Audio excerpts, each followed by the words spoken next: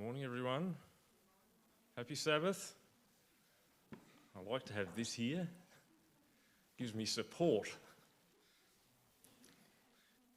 Can everyone see my knees or not? I love being up here.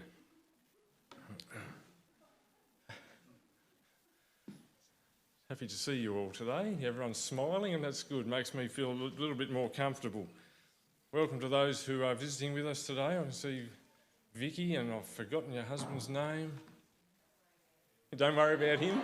Okay, we won't. Welcome to Rosny today. And Felicity, thank you. Nice to see you here today. I don't do this very often, so bear with me. I can't see my notes, Flora.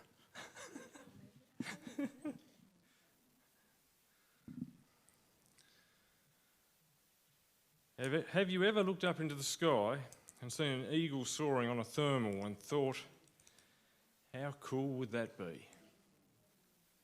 Just with the wings outstretched, no effort. It has always been something that as humans we have been mesmerised by. Imagine being able to reach altitudes of over 10,000 feet on a thermal current and then glide to cover vast amounts of countryside without expending any energy, and then soar again and repeat that process over and over again. I don't know if you've ever been to Raptor Refuge down at Kettering, but they rehabilitate injured raptors and release them back into the wild, hopefully. If they're in their education section of the park, you can look and handle the various parts of the raptors that never made it back to the wild because of their serious injuries. I held a wedge-tail eagle's wing and pretended that I was flying. As I raised the wing, I could feel the lift. It's not that funny. I could feel the lift as the air rushed over its shape and contours of the wing. As I lowered it, I could feel the resistance with all the different layers of feathers. It's incredible how light, but how strong that big wing is.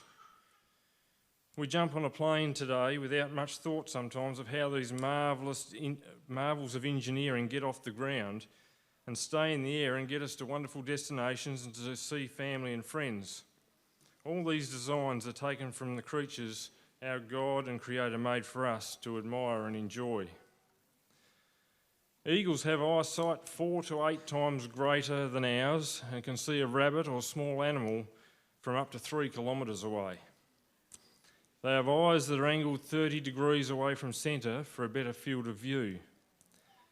Eagles can see 5 basic colours compared to our 3 and can detect UV light.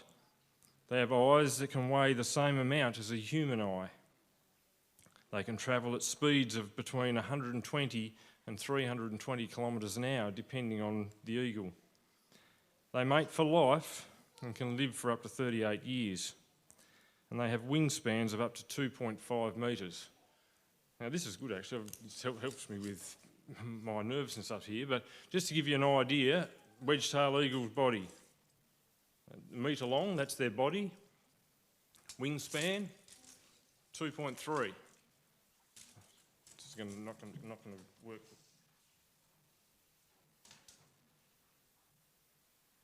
That's the wingspan, wedge-tail eagle. Big birds.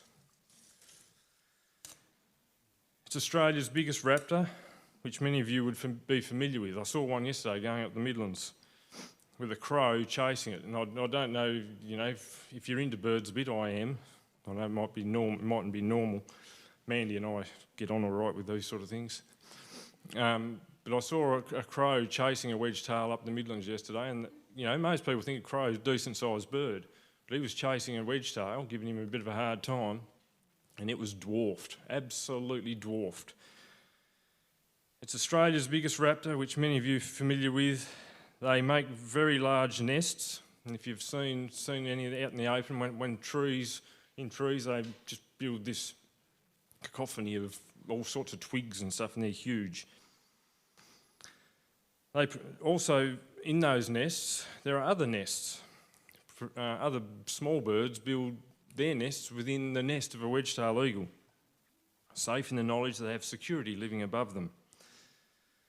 I've had an interest in birds since I was about 12 that I can remember. Maybe it started a little bit earlier, but I remember being 12 years old and getting my first pair of binoculars and getting the Reader's Digest Complete Book of Australian Birds, which I still have today for my birthday. I would spend many Sabbath afternoons, often with Dad, in Montrose Bay, hiding in the grass and reeds, trying to identify what I was seeing in front of me. Wherever I go, my eyes and ears are watching and listening for the identifying sounds, marks, colours and shapes that create a deep sense of curiosity in me today. Birds of prey are one of my favourite groups of birds because of their speed, beauty and their ability to soar into the sky until you can't see them anymore, but also descending at exhilarating speed to catch that prey that they spotted 3 kilometres away and then get it with such precision. 11 years ago, we travelled from Kings Canyon through to Alice Springs on the Morini Loop Road. I don't know whether any of you have travelled through that road, but it's just a big, wide dirt road. You can probably fit 4 or 5 cars wide on it. It's a massive road, but just dirt and is very unpredictable. As we were travelling along there, I could see in the distance a large bird sitting on the side of the road. As we got closer, I could see it was feeding on some roadkill, and to me it looked a bit like a wedge-tail. As we approached, instead of it flying away from the road, it flew straight at us. Fortunately, we didn't hit him, but we came within a couple of metres of him as his 4 kilos of body was lifted slowly up over the windscreen of our car. We were absolutely amazed at the size and majesty of this iconic Australian bird. Something will stick with me forever. It was just like a big cloud had gone over the car. Again, 8 or 9 weeks ago, driving out of Monkey Mire at Shark Bay in Western Australia, we came across a pair of them sitting 2 metres off the road on top of a large kangaroo. I couldn't help myself. Levi and Ethan would well attest, every time I saw a tree or a plant or something I hadn't seen, we had to stop the car. I turned the car around and slowly made our way back to where they were feeding. We were watching them and they were just staring straight back at us. They were watching us as well. They sat there for a few moments and we sat there with them, and then one after the other they took off and disappeared into the fading afternoon sunset. Such moments are rare and these will stick with me for a lifetime.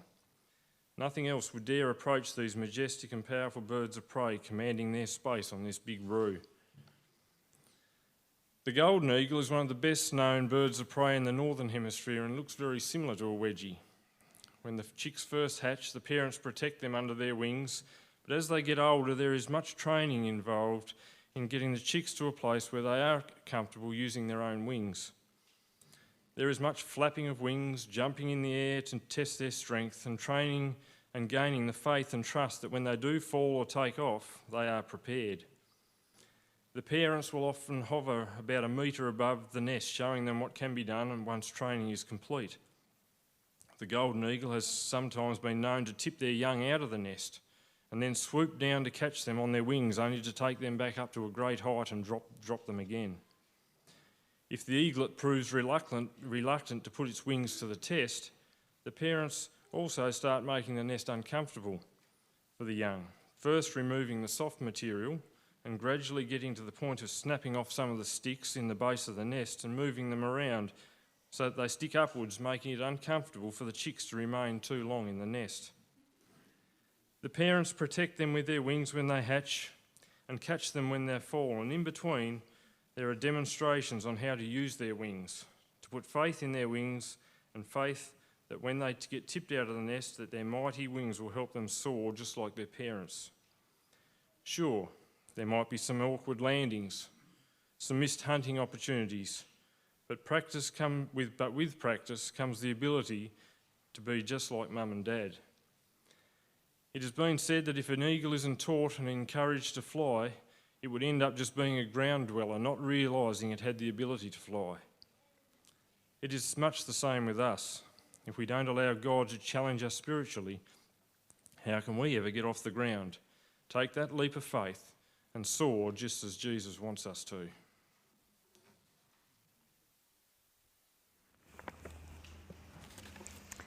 Good morning, everybody.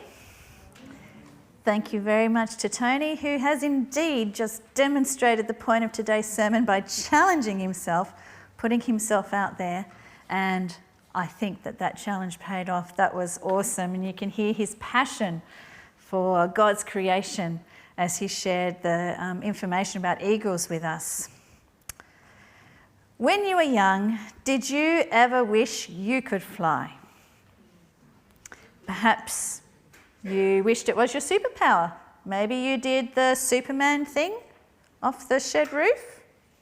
No? No one was that silly? Good. Oh, no, we've got a few hands up, okay. Perhaps fantasy's more your thing and you imagined riding on the wings of the giant eagles that Gandalf called. Maybe. Perhaps flying is the thing you most look forward to doing in heaven. Yes, okay, we've got some takers on that one. I dream very vividly. Sometimes I dream that I am flying, and it is exhilarating until I realise what I am doing. And then there is a sense of fear mingled in with that exhilaration. As Tony has pointed out, the process of learning to fly for an eagle is quite an uncomfortable one. It would prefer to stay nice and cosy in its nest under its parents' wings. But that is not its destiny, and it would not fulfill its purpose that way. The Bible is full of verses about how we can find refuge under the wings of God. Now, I want you to have a proper look at that picture there. I showed it to one of my kids this week. I said, "Isn't this cute?" And they said, "No, it's a mutant. Look how many legs it's got." We counted and we think there are 4 chicks hiding in that little plover. I can't believe it's got room for them, and you can't see anything except their legs sticking out. Isn't that a beautiful image of finding refuge and shelter under a parent's wings? So, Psalm 17 verse 8, "Keep me as the apple of your eye, hide me in the shadow of your wings. Because you are my help, I sing in the shadow of your wings." That sounds nice, doesn't it? "He will cover you with his feathers, and under his wings you will find refuge." I think we all like that idea. "I will take refuge in the shadow of your wings until the disaster has passed." I like this one because it suggests that there is a point when we will stick our heads out again. "I long to dwell in your tent forever and take refuge in the shelter of your wings." But this next verse is perhaps one of my favourites. This is a blessing Boaz gave Ruth. "May you be richly rewarded by the Lord, the God of Israel, under whose wings you have come to take refuge." Sheltering under the wings of God sounds lovely, being safe, cosy and comfortable as we hide from all our troubles. But is there such a thing as being too comfortable? I'm not really a leap first, grow wings later kind of person. Have you heard that saying before? Just jump off the cliff and wait for your wings to grow? That is so not me. I would much rather stay in my comfort zone. But what happens if we are having a less than comfortable experience of life? Do we start to doubt God's goodness or his faithfulness in keeping his promises? To answer these questions, I want to look at 2 short stories today. The first is that of Ruth. So if you could turn to the book of Ruth. We're going to start at that verse that I just read, but then we'll have a look at the background to her story. So Ruth, starting at chapter 2, and we'll be reading from verse 11. So this beautiful blessing is given that she has come to find shelter under God's wings. But before she is able to find that shelter, there are some things that have to happen. So Ruth chapter 2, verses 11 and 12. "Boaz replied, 'I've been told all about what you have done for your mother-in-law since the death of your husband, how you left your father and mother and your homeland and came to live with a people you did not know before. May the Lord repay you for what you have done. May you be richly rewarded by the Lord, the God of Israel, under whose wings you have come to take refuge." So before she came to take refuge under God's wings, she first had to leave behind her family, her homeland, everything that was familiar. So she was moving from the familiar to the unknown, which is always a little bit scary. But in Ruth's case, there was more to it than that, because she was a Moabite woman, a Moabitess. And there's history between Moab and Israel. So if you remember the story of Balaam, who wanted to curse Israel, curse Israel, but God wouldn't let him. So the kings of Moab and Midian had seen the Israelites approaching and were scared of this multitude of people, knew they'd had victories over other nations, and thought, we need to do something about this. So they hired Balaam to pronounce curses on them. But of course, God wouldn't let him. And you remember the story where his donkey famously spoke to him. So Balaam wasn't allowed to make the curses, which meant he hadn't earned the ginormous fee that he was going to be rewarded with if he'd pronounced those curses.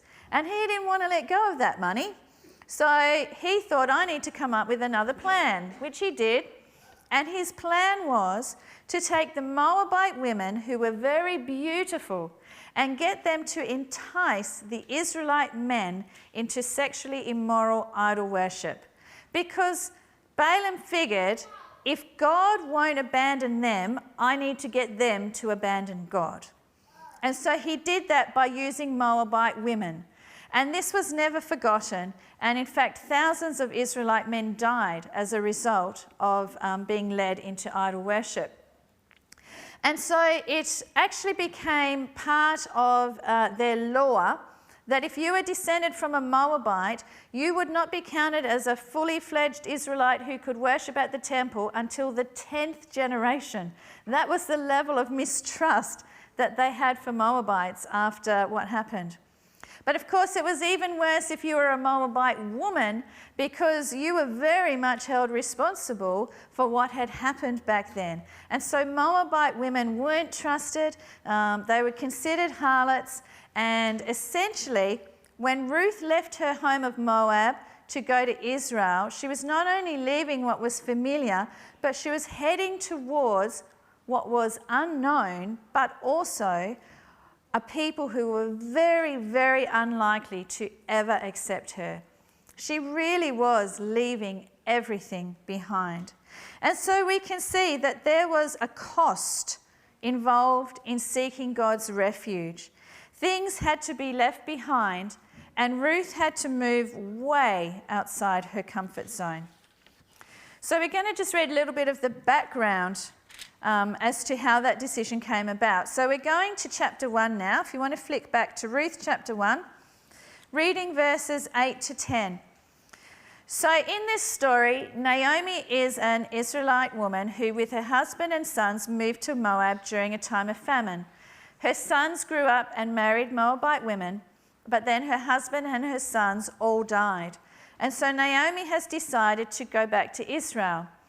And her daughters-in-law were going with her because that was the custom of the day, that they would stay with their mother-in-law. But Naomi is not comfortable with that decision. And so we're going to read what she says to her daughters-in-law now. Verse 8 of chapter 1. Then Naomi said to her 2 daughters-in-law, "Go back, each of you, to your mother's home. May the Lord show kindness to you as you have shown to your dead and to me. May the Lord grant that each of you will find rest in the home of another husband." Then she kissed them, and they wept aloud and said to her, "We will go back with you to your people." So you can see here that they were presented with a choice. They could choose to stay where they were comfortable, where everything was familiar, or they could go with Naomi to this unknown future. So Ruth had to choose between those things. She was not forced to find refuge under God's wings. She chose to go there. So if we go further down to verse 16, we'll see her response to Naomi offering her the choice. So chapter 1, verses 16 and 17. But Ruth replied, "Don't urge me to leave you or to turn back from you. Where you go, I will go, and where you stay, I will stay. Your people will be my people, and your God, my God. Where you die, I will die, and there I will be buried. May the Lord deal with me, be it ever so severely, if anything but death separates you and me." It's one of the most beautiful passages in the Bible, isn't it? So Ruth, yes, she made a choice, but it went beyond that. She made a commitment, and she made a lifelong commitment. This was not a choice to be made today and changed tomorrow. She really took a leap of faith. If we go down to the beginning of chapter 2, we can see what happens after they arrive back in Judah. Now Naomi had a relative on her husband's side from the clan of Elimelech, a man of standing whose name was Boaz. And Ruth the Moabitess said to Naomi, "Let me go to the fields and pick up the leftover grain behind anyone in whose eyes I find favour." Naomi said to her, "Go ahead, my daughter." So she went out and began to glean in the fields behind the harvesters. As it turned out, she found herself working in a field belonging to Boaz, who was from the clan of Elimelech. So here we see that Ruth's commitment had to translate to action. It didn't cease when the going became difficult. And let me tell you, the going must have been very difficult indeed for Ruth to ask to go gleaning. Gleaning was hard work at the best of times, but for a lone, unprotected foreign Moabite woman, it was probably not even safe. They must have been desperately poor to even consider it. This was another exercise of her faith, and her faith was rewarded when God led her to the field of Boaz. Let's read what Boaz says to her when he comes and finds her working in the field. So we're reading chapter 2, verses 8 to 12, and also 23. So Boaz said to Ruth, "My daughter, listen to me. Don't go and glean in another field, and don't go away from here. Stay here with my servant girls. Watch the field where the men are harvesting and follow along after the girls. I have told the men not to touch you. And whenever you are thirsty, go and get a drink from the water jars the men have filled." At this she bowed down with her face to the ground. She exclaimed, "Why have I found such favour in your eyes that you notice me, a foreigner?" Boaz replied, "I've been told all about what you have done for your mother-in-law since the death of your husband, how you left your father and mother and your homeland and came to live with the people you did not know before. May the Lord repay you for what you have done. May you be richly rewarded by the Lord, the God of Israel, under whose wings you have come to take refuge." And in verse 23, so Ruth stayed close to the servant girls of Boaz to glean until the barley and wheat harvests were finished, and she lived with her mother-in-law. Now it seems to me that despite Boaz's blessing about Ruth finding shelter under God's wings, she might have been tempted to feel like she wasn't really gaining much from that shelter at that time. She was desperately poor and dependent on someone else's generosity and protection for her well-being. Yet, through the goodness of Boaz, God was providing for Ruth, protecting her and preparing her to reach her full potential. This was a season of patience and perseverance for Ruth.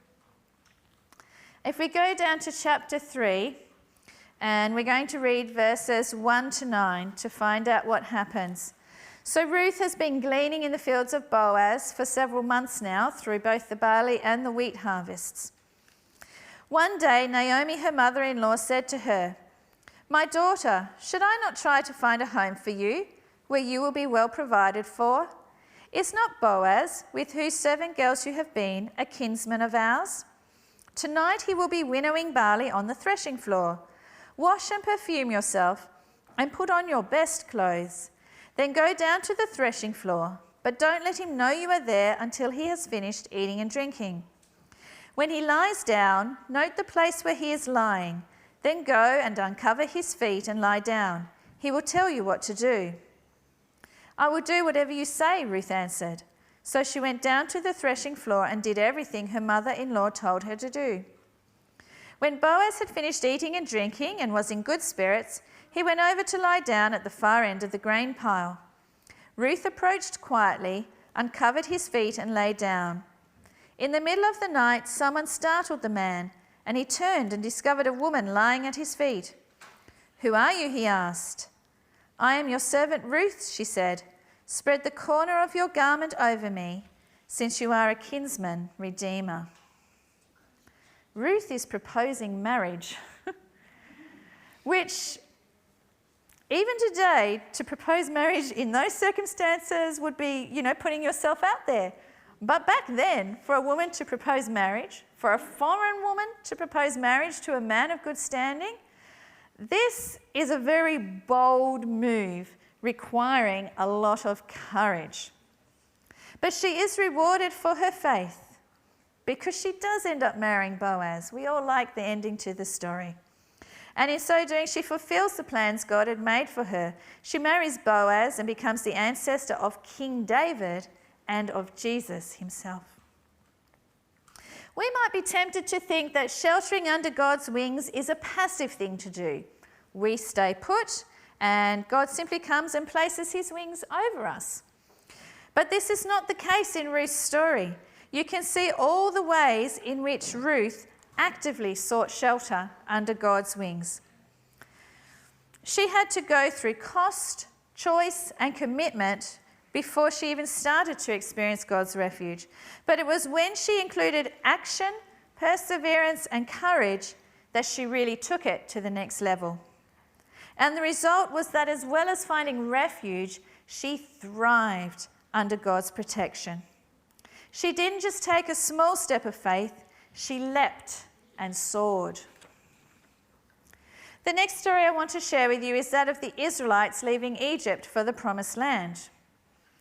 Exodus 19 verse 4 is such a beautiful verse. "You yourselves have seen what I did to Egypt and how I carried you on eagle's wings and brought you to myself." God is talking to the Israelites about the care and protection that he had offered them.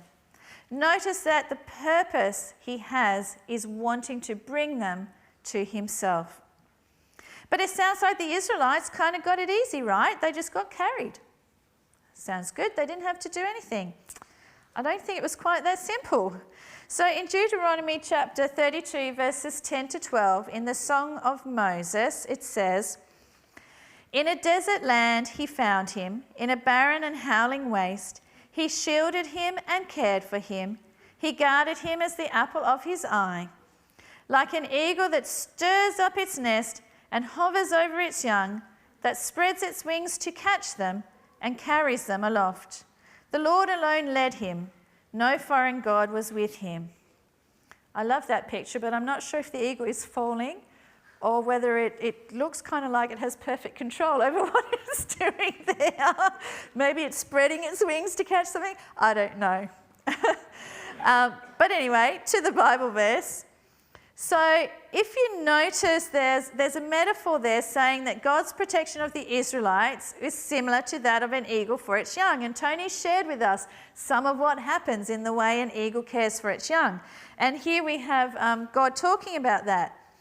And so, yes, it says that he carries them, but actually there are some things that happen before he carries them. So firstly, they got their nest stirred up, so they were made uncomfortable. Then it talks about hovering over its young. So the eagle is still there, even though he's wanting the baby eagles to fly. The parent eagle hasn't left, he's still there, or she's still there. Then it says, spreads its wings to catch them. Now, in order to catch them, presumably they have to fall. And then they get carried. So what we've got here is before they were carried, their nest was stirred, and they fell, and then they were caught. But the nest stirring and the falling does not sound comfortable, does it? It does not sound pleasant at all. So if we relate this to the actual experience of the Israelites entered Egypt during the time of Joseph. And at first, life was good. Over time, they began to assimilate into different aspects of Egyptian culture. They were losing their knowledge of God and the way He wished them to live. They would never be able to fulfill His plans for them and reach their full potential as His witnesses to the world. In order to separate them from the influences that they were becoming too comfortable with, life had to get difficult. Their time of slavery was the stirring of the nest that was necessary for them to willingly leave Egypt behind. Looking at this story, we can see a similar progression to that of Ruth. There was a cost involved in asking for their freedom. At first, Pharaoh's anger made their life harder, not easier.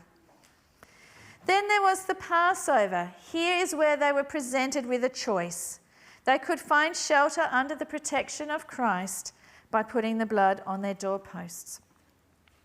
Next came the actual Exodus. This was commitment, the first steps of faith, the moment where they actually put themselves out there and left Egypt. But then almost immediately they came to the Red Sea, and here their faith was tested. It was time to put their commitment into action as they walked between those giant walls of water. After this, they had a time of refuge and rest at Mount Sinai as they got to know God.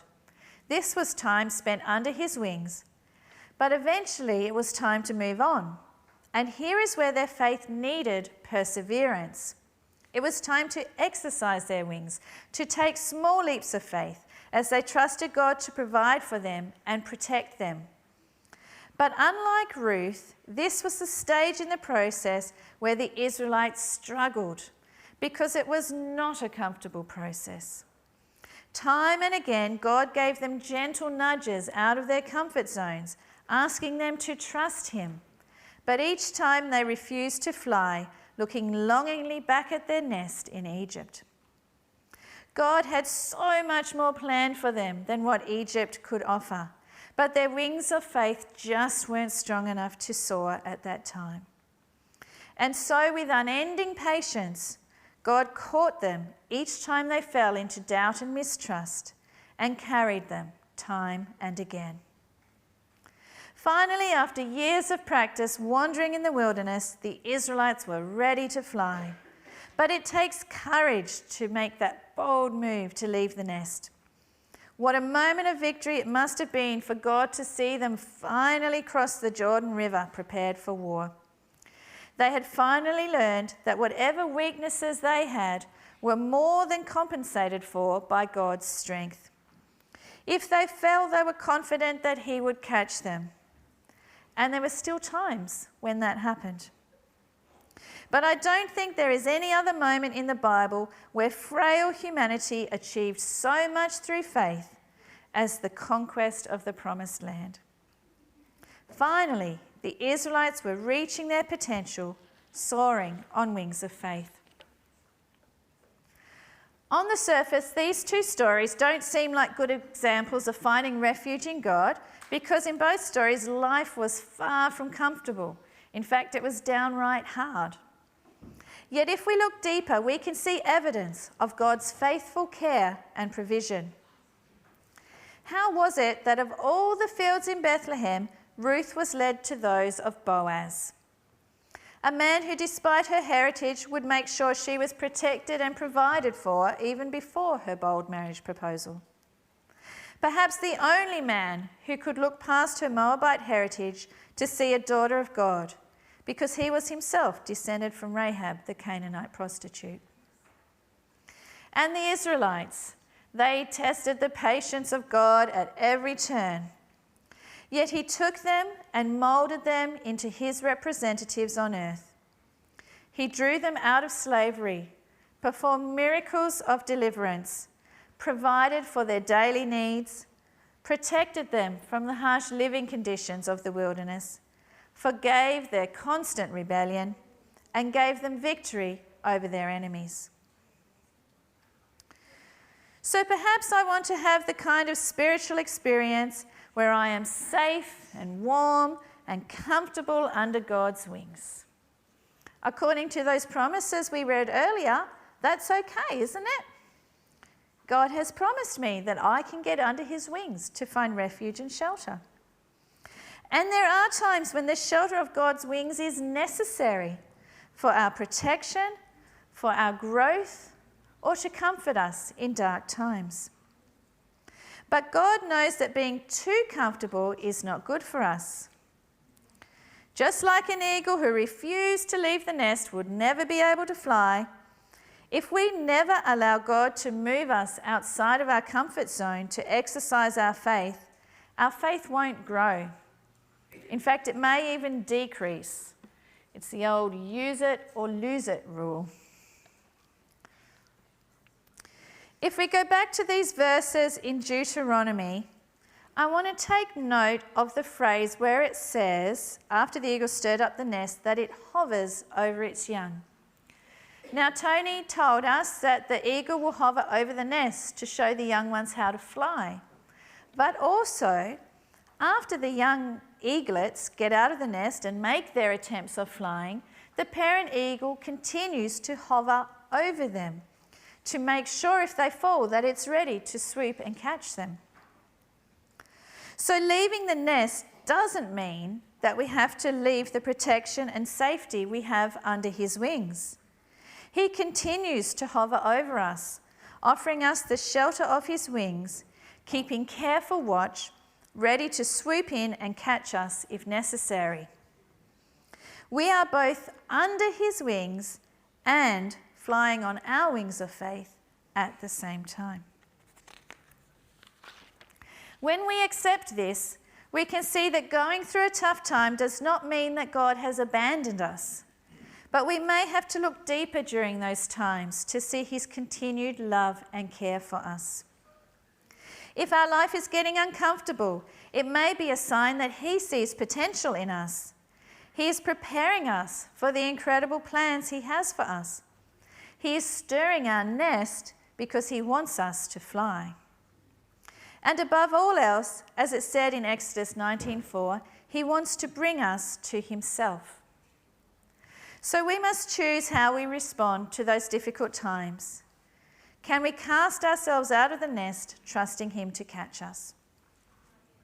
Here are some things to consider in growing wings of faith. Cost. What do I need to leave behind? What is holding me back or pulling me down? Hebrews 12 verse 1. Therefore, let us throw off everything that hinders and the sin that so easily entangles. Choice.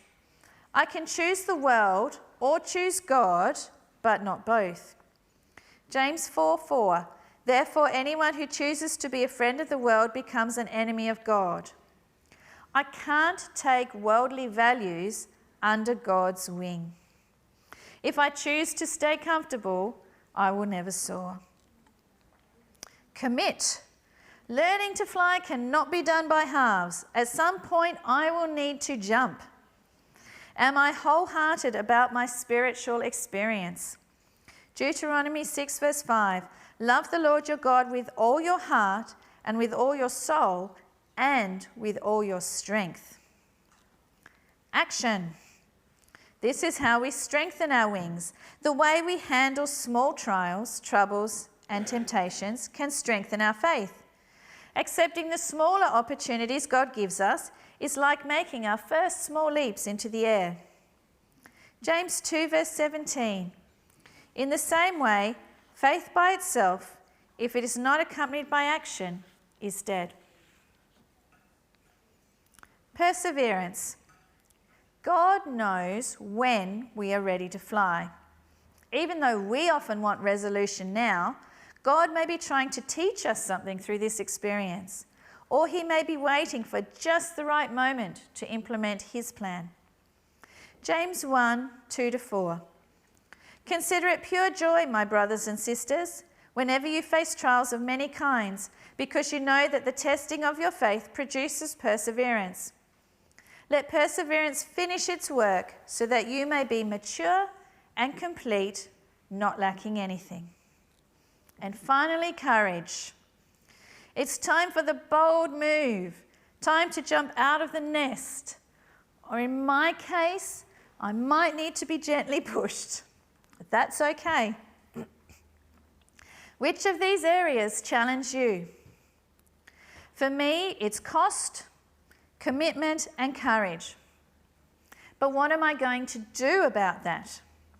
Faith grows through action. I know if I want to grow, I'm going to have to put God to the test and step outside of my comfort zone. Can you see the ways God is calling you outside of your comfort zone?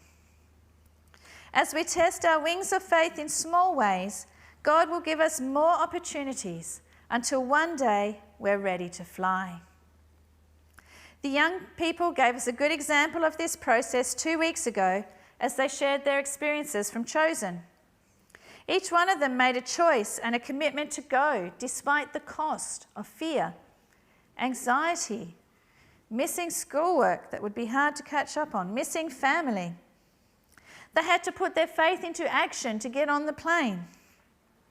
Then they had to persevere through nervousness until they each began to enjoy the experience. But it was worth it because when they got back, each one of them had the courage to jump out of the nest and test their wings of faith in some way. By preaching, sharing their faith with others, and even making bold decisions for God like attending Avondale. I am so inspired by their faith. The promise is made that when we wait for God's signal and move out of our comfortable nest on well-exercised wings of faith, we will soar.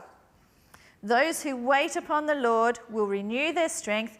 They will soar on wings like eagles. But remember, as we do that, God is still hovering over us. Even if we fall, we can have complete faith that God will patiently catch us time and again and gently carry us on his wings back to safety.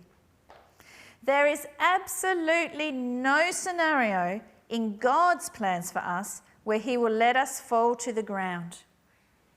Let me repeat that. There is absolutely no scenario in God's plans where he will let us fall to the ground. We may not achieve the outcome we were hoping for, but each flight is a learning experience. Whether we are sheltering under his wings in the nest or being carried on his wings, the picture is one of complete dependence on him. There is no room for self-dependence if you want to soar with God. We did not step out of the nest because we trust ourselves. We step out because we trust him to be faithful, to keep his promise, either to catch and carry us or for us to soar on eagle's wings. The God of Ruth and the God of the Israelites is our God today. These stories and so many others like them in the Bible show us just how confident we can be. But just in case you would like a little reminder of his faithfulness, but you, Lord, are a compassionate and gracious God, slow to anger, abounding in love and faithfulness. For great is your love, reaching to the heavens, your faithfulness reaches to the skies. I would declare that your love stands firm forever, that you have established your faithfulness in heaven itself. For the Lord is good, and his love endures forever. His faithfulness continues through all generations. These verses show us that God's faithfulness is tied up with his love for us. If he truly loves us, he is not going to leave us to fall. He is going to provide everything we need to soar. And if we ever doubt his love for us, we only need to remind ourselves of the gift of his Son. Romans 8:32, he who did not spare his own Son, but gave him up for us all, how will he not also, along with him, graciously give us all things? God is not going to sacrifice his own Son for us and then abandon us. So, when life gets uncomfortable, don't worry about whether God's got you covered. Place your confidence in his faithfulness and get excited. God is planning for you to soar.